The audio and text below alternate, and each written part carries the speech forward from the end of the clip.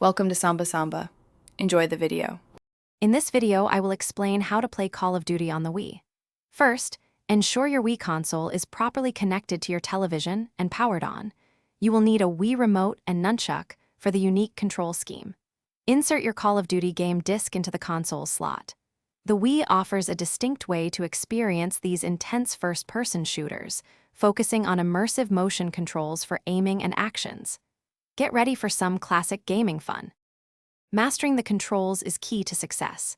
You'll use the Wii remote to aim your weapon directly at the screen, providing a very intuitive aiming experience.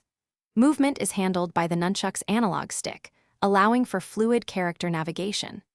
Actions such as firing your weapon, reloading, and interacting with the environment are assigned to the Wii remote's buttons. The nunchuck also controls melee attacks and throwing grenades, offering a comprehensive control setup.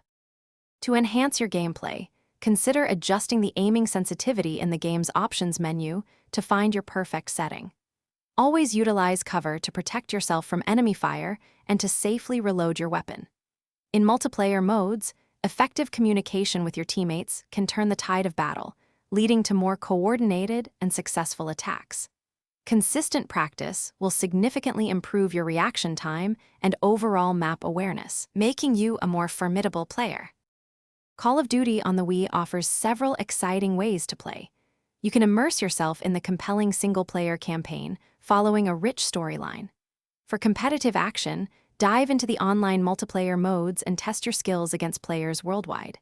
If you prefer local fun, gather some friends for split-screen multiplayer. As you play, you'll unlock new weapons, attachments, and perks, adding depth and customization to your soldier. Thanks for watching. Consider subscribing if we helped you.